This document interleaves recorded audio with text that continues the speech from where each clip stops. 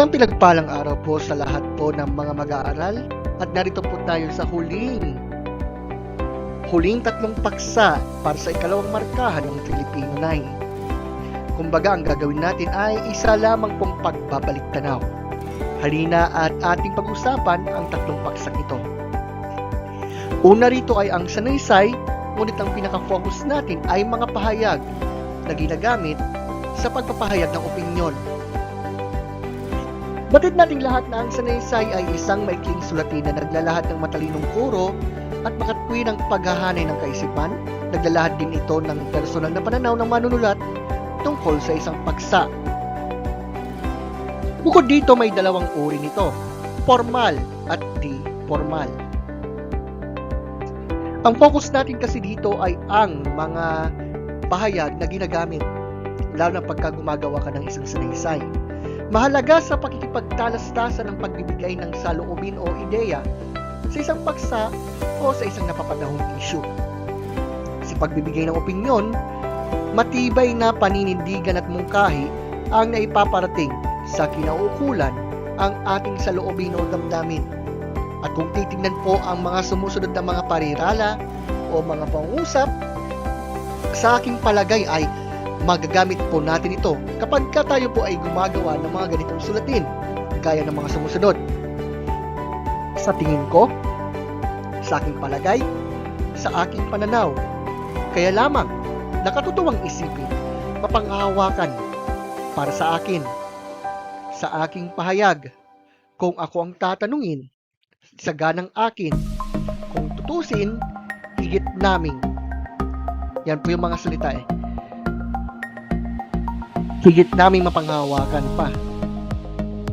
Kaya nga naman kung halimbawa magpapahayag ka ng may matibay na paninindigan, yan po yung mga pahayag na iyong isasagawa o isusulat o sasabihin.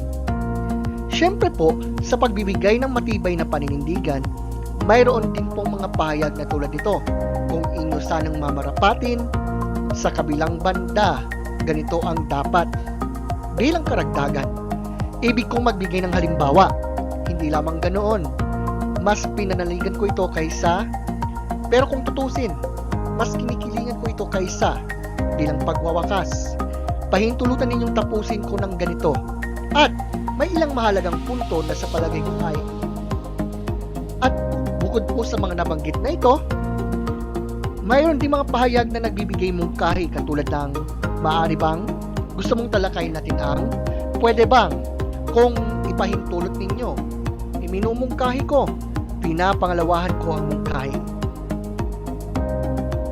Kaya nga sa pagsulat ng sanaysay, napakahalaga po ng mga ganitong mga pahayag nang sa ganoon po ay mas lalo pong maintindihan ng mga tagapakinig o mga nagbabasa kung ikaw ba ay mayroong mungkahi na nais sabihin, kung meron kang argumento na gustong iparating, kung ano ang masasabi mo sa mga issue na nangyayari katulad na lamang ng mga nagaganap ngayon sa ating lipunan at marami pang iba.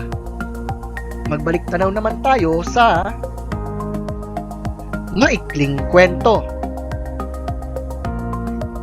Hindi na po ito bago sa atin at naitalakay ko na ito sa mga unang leksyon sa unang markahan at maging sa Filipino 8. Kung nais nyo pong tingnan uli ang paksang ito, maaari po kayong bumalik sa mga nakaraan kong mga video lesson.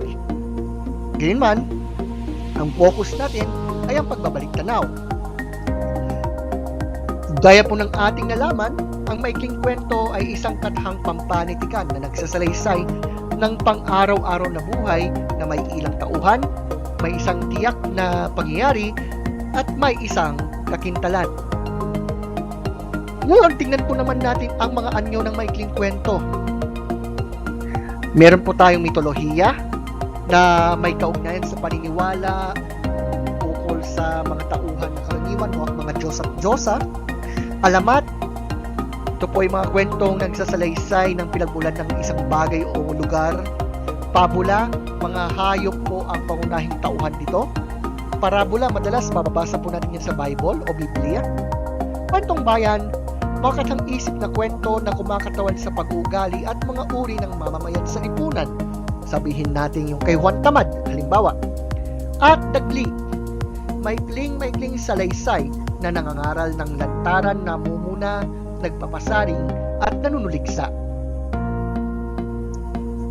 Bukod dito, pagdating po sa ating bansa, si Deogracias A. Rosario ang tinaguriang ama ng maikling kwentong Tagalog. Marami po siyang ambag. May kinalaman sa pagsulat ng maikling kwento noong kapanahunan na nandito po ang mga Amerikano. Habang si Edgar Allan Poe naman ang tinaguriang ama ng maikling kwento sa buong mundo. At ayon sa kanya, ang maikling kwento ay isang aktang pampalitikang likha ng guni-guni at bungang isip na hango sa tunay na pangyayari sa buhay. Balikan lang po natin, ano-ano ang mga uri ng maikling kwento. Kwento ng tauhan, kwento ng katutubong kulay, kwentong psikolohiko, kwento ng katatakutan, kwentong bayan, kwento ng kababalaghan, kwento ng pakipagsapalaran, kwento ng katatawanan, at kwento ng pag-ibig, na sa aking palagay ay hindi na pong na-review yan noon pang mga nakaraan. Hindi pa rin po nawawala ang mga banghay ng maikling kwento mula sa panimulang pangyayari, pataas na aksyon, kasukdulan, pababang aksyon, at wakas. At hindi rin po nawawala ang mga bahagi nito. May simula, may gitna o katawan, at wakas. Kung nais nyo pong basahin po uli ito, pwede nyo pong i-pause ang video na to nang sa ganoon po ay magkaroon ulit tayo ng review sa paksa ito. At bilang panghuling paksa, tayo po ay magkakaroon uli ng pagbabalik tanaw sa Dula. Ano naman po ang ating dapat balikan dito? Butid natin, no? Ang mundo ay isang malaking tanghalan. At tayo bilang tao ay siyang nagsisilbing mga aktor na gumaganap sa mga pangyayaring nagaganap sa ating buhay araw-araw. Maaaring ang mga pangyayari sa iyong buhay ay naganap o nagaganap sa buhay ng ibang tao sa loob at labas ng ating bansa. Yan po ang dula sa buhay ng tao. Kung gayon, ano po ang dula? Hango po ito sa salitang Griego na ang ibig sabihin, drama. Makakarinig tayo, ang drama naman ng buhay mo, kapatid. Mga ganun ba? Siya pala, ang mabisang paraan sa paglalarawan sa buhay ng tao. Yan po ang dula mismo. Isinusulat at itinatanghal upang magsilbing salamin ng buhay. Sa wika, sa kilos, maging sa damdamin. At bilang isang sining, layunin ng dula na mangaliw, pagturot magbigay ng mensahe o aral na nakakaantig sa damdamin at pumukaw sa kaisipan ng bawat isa. Sa ating bansa, kumbaga, layunin nitong itanghal ang mga tagpo ng dula sa isang tanghalan o entablado. Isa itong uri ng panitikan na talaga namang itinatanghal sa entablado. Siyempre, hindi magkakaroon ng dula kung walang tinatawag na script. Ang tagpo ay ang paglabas-masok sa tanghalan ng mga tauhan. Ang dula ay meron ding sangkap. May simula, may gitna, may wakas. Sa simula, may ipapakita ang tauhan, tagpuan, at sulyap sa suliranin. Sa gitna, saglit na kasiglahan, tunggalian, at kasukdulan.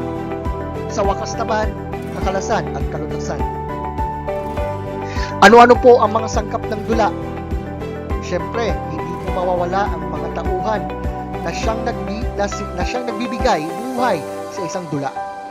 Tagpuan, ito yung panahon at oras kung saan naganap ang mga pangyayaring isinasaad dito.